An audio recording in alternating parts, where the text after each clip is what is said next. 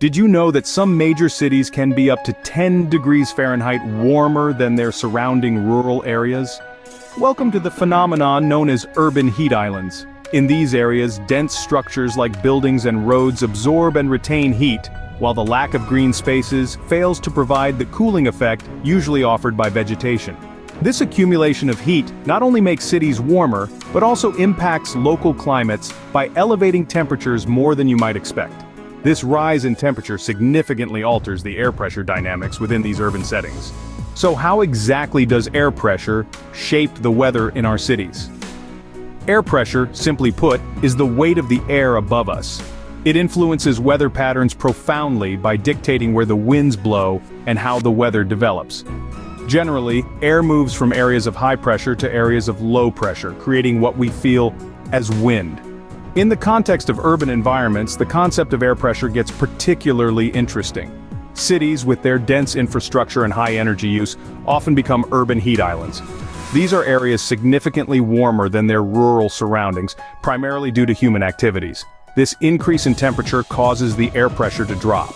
Warm air, being less dense, rises, leading to lower pressure at the surface.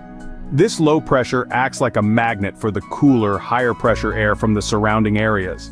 As this cooler air rushes in to fill the low pressure void, it picks up speed, creating the winds that are increasingly noticeable in urban settings. For instance, cities like Chicago have noted a marked increase in windiness, correlating with the expansion of urban areas and the intensification of the urban heat island effect. Similar observations have been made in other major cities across the globe, where wind patterns have visibly altered alongside urban development. Thus, the bustling winds you feel in cities are not just random gusts, but are driven by the very structures around us. To wrap up, the urban jungle does more than just fill the skyline. It actively reshapes the atmosphere above. Cities, with their sprawling concrete and bustling activity, create islands of higher temperatures. This warmth causes the air pressure above these urban areas to drop. Now, as the surrounding cooler air has higher pressure, it rushes towards these low-pressure zones. This flow of air from high to low-pressure areas is what we feel as wind. In cities, these winds can be particularly strong and gusty due to the skyscrapers and narrow streets, which channel and accelerate the airflow. This phenomenon isn't just a matter of feeling a brisk breeze on a busy corner. It has profound implications for urban planning. Architects and city planners must consider these wind patterns when designing buildings and public spaces to ensure safety and comfort.